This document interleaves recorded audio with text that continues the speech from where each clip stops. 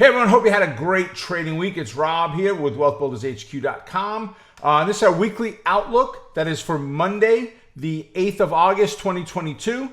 And what we do here is we kind of look at what's happened this last week, what the market itself looks like, and what we might anticipate happening next week, along with, are there any things that we need to focus on, right? So, and we'll get to some of those in just a moment, but I really want to dig into the S&P 500.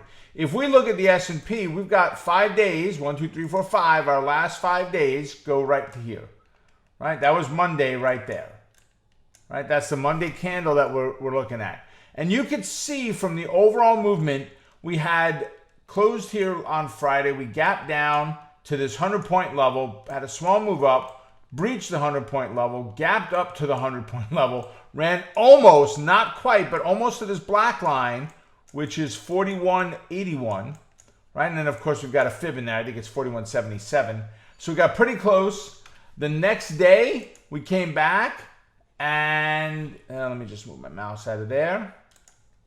We came back the next day and had a doji, would not let it move any further. Today, we had a gap down near the 100-point level. Not really a confluence of the 8 because the 8 would have been down here from yesterday. This is closing price of the 8 right now. And we had to move back up. So overall, some will look at it and say, hey, today, it was a great move. Well, we're down 7 points today. Remember, it's from where we closed, not from the move of where we opened to where it closed. It's yesterday's close to today's close. How much did we move, right? So we're down about 7 points overall, which isn't bad considering the market is moving 20, 40, 80 points a day, right? This is nothing in the overall grand scheme of things. But when you look at these last 5 days, right? And let's just kind of put a rectangle around it, not for any other reason than to make it stand out, all right? What do you notice there? So I purposely have the screen at this zoom, right? Look left, famous phrase, right? Look left. What do you see? I see another box right here. And actually, if we just do this to try to get a measurement of it, well, that won't work quite like that. Let's do it this way. So let me go ahead and just to try to keep it the same height, right? I'm just going to use this to measure here roughly, okay? And then we can pull it out. So what do you notice? We have a dreaded box of neutrality right there that matches the previous one. And it's not surprising because where are we? 41.81. Write that number down. Snap that line on your chart. And, I felt, how do I want to say this?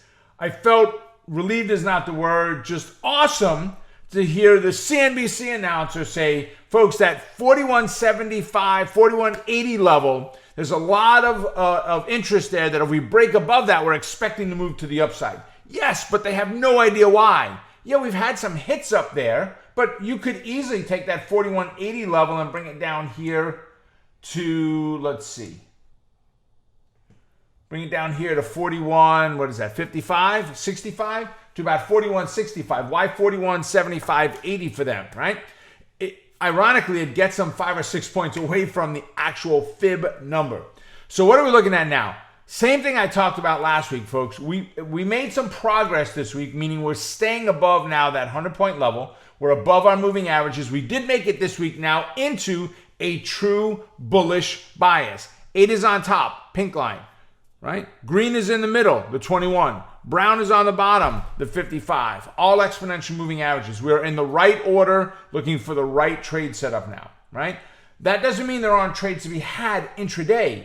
What this tells me is I am still looking for the break above that fib line, the 41.81, the retest and the bounce, and you might want to use that 4,200 level as your trigger. We got to pull back and a bounce, but I want to be above 4,200 for the entry, right? All thoughts on how to do it. You have to make the decision on how you're going to do it. I have my plan in place. Do you have yours? That's what these updates are all about, trying to help you lay out, give you some ideas, start the process of thinking, what do I need to do next? What is my next step in this phase, right? That's why we're here. If we look at the intraday chart from today, nothing great. It was okay. We kind of had this, it reminds me of the hills of Buffalo, right? Just the pastures, the meadows, just these winding, big, swooping till we got to the end of the day, right? Type moves. If we look at the pivot points, right, and this is on SPY today, we had a lot of intraday movement on pivots today. But we go to S&P 500, we gapped down and really had just an amazing end of day move to the upside by the time we were finished. 4181 is the key. Write it down. There you have it, folks. Have a great rest of your day, and I'll see y'all at the next update. All right, take care, folks. See you then. Bye. Folks, thanks for watching. I hope you enjoyed the training. Now, if you did, be sure to give us a thumbs up and go ahead and hit the subscribe button right over here and hit the bell to keep up with all the latest trading content. And oh, did you know that we have a podcast? Supercharge your trading education with the Stock Market Millionaire, which you can find in the description down below. And while you're there, you can also find other amazing free trading resources that I put together just for you.